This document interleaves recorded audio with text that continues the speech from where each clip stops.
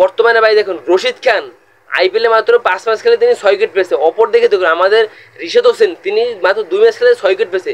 এখান থেকে রিশাদ হোসেন রশিদ খানের সাথে কতটা এগিয়ে গিয়েছে দেখুন। রিশাদ হোসেনের বর্তমানে যে পারফরমেন্স আছে, তিনি যদি এই পারফরমেন্স যদি ধরে রাখতে পারে ভাই, তার ভাই কাছ থেকে অনেক কিছুই পাবে আমাদের বাংলাদেশ ক্রিকেট দল। তারপর দেখুন রিশাদ হোসেন ভাই বর্তমানে দারুণ ফর্মে আছে। দেখুন তিনি যদি পিএসএল যদি সম্পূর্ণ যদি ম্যাচ খেলতে পারে, দেখুন তিনি ভাই উইকেট টেকারই হয়ে যাবে সর্বোচ্চ। তারপর দেখুন তিনি ভাই দ্বিতীয় ম্যাচে 6 লক্ষ টাকা পুরস্কার পেয়েছে। দেখুন পিএসএল ভাই খেলতে গিয়ে রিশাদ হোসেন অনেকটা সম্মান পেয়েছে তাদের কাছ থেকে। আইপিএল এর অনেক মালিক এখন কানতে আসছে। দেখুন ভাই রিশাদ হোসেন যখন আইপিএল ড্রাফটে উঠেছিল তখন যদি ভাই তাকে 50 লাখ টাকা দিয়ে যদি কিনতে ভাই, তখন তো তারা ভাবছে বাংলাদেশের ভাই প্লেয়াররা খেলতেই পারে না ভাই। বাংলাদেশে এখন প্রত্যেকটা প্লেয়ারই এখন পরিবর্তন হয়েছে।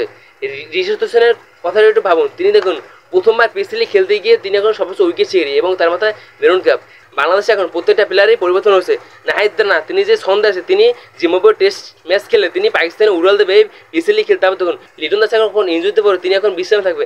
বিশ্রামে থাকার পর তিনি এই পাকিস্তান সুপার লিগ খেলতে আবারও পাকিস্তান উড়াল দেবে। তারপর দেখুন তাদের জন্য শুভকামনা রইল, তারা এই তিনজনেই পাকিস্তান লিগে তাদের সম্পূর্ণটা দিয়ে তাদের মন জয় করে নিতে পারে।